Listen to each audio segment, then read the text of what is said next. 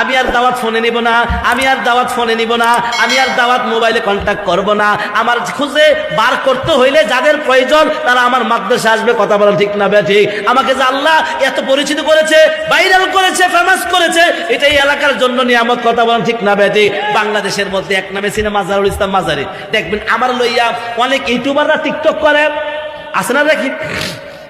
অনেক ইউটিউবাররা আমার video cutting করে তাদের সংসার চালাইতেছে। আরে ভাই, আমার দিয়া দো হাজার হাজার ইউটিউবাররা তাদের সংসার, ছেলে মেয়ে, মা বাবা, ফ্যামিলিতে দুটো ডাল ভাত খাওয়াইতে পারে আমার ওয়াজ ছাড়া। আর আল্লামা হাফিজ দেখেন, বাংলাদেশের মধ্যে আল্লামা হাফিজুর রহমান সিদ্দিকী সাহেব, আল্লাহ কোরআনের পাখি আল্লামা দেলোয়ার হোসেন সাইদির নাম শুনছেন না আপনারা? শুনছেন না?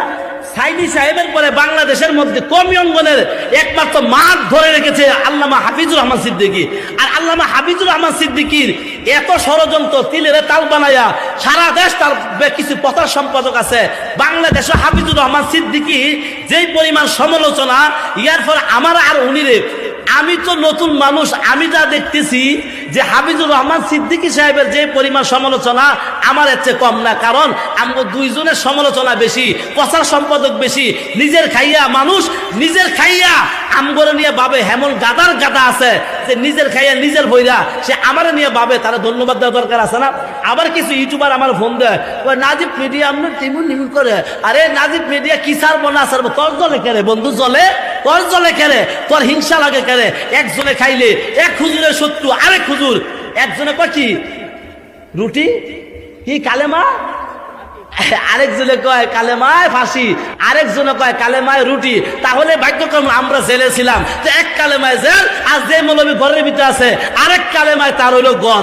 না ভাই, আল্লাহ রসুল সাহাবায়ে কেরামেরও তো একজন শহীদ হয়েছে, আবু বকর তো শহীদ হয় নাই, আলী তো শহীদ হয় নাই, ওমর তো শহীদ হয় নাই, কিছু হামজারা তো শহীদ হয়েছে। আপনারা জানেন না? কিছু কিছু সাহাবায়ে কেরাম শহীদ হয়েছেন, কিছু কিছু সাহাবীরা শহীদ হয় নাই। তাহলে কি একে অপরের মর্যাদা কমে গেছে? না, এটা হলো আমাদের মধ্যে কিছু দ্বিপক্ষের লোক আছে, তৃতীয় পার্সেন্ট লোক। দেখবেন কাজটা করলাম তৃতীয় পার্সেন্ট লোকে লাগায়, দ্বিতীয় পক্ষ তার তৃতীয় পক্ষ আইয়া ভাইয়া দেখে গুতাটা দেয়। আর এটা দেখবেন কিছু আবেগে ফেসবুক আলা বাটপার দামরা কিছু মিডিয়া আছে, মানুষের অপপ্রচারের মধ্যে লিপ্ত থাকে। কার পিছে কারা বদনাম কইব? আরে বেটা, মাঝারির বদনাম হাজার কইলে তো কাম হইতো না। কারণ যারা আল্লাহ উঠায় এর পিছে লাইকা কিছু করতে পারবো? আমি তো নরসিংদীর স্থানীয় ছেলে, আমি তো ভাড়াইতে মৌলবী না। আমার বাড়ি আছে, ঘর আছে, গাড়ি সব এখানে। কারো যদি বুকের পাড়া থাকে আমার সামনে আসো, কোরআন এবং হাদিস নিয়ে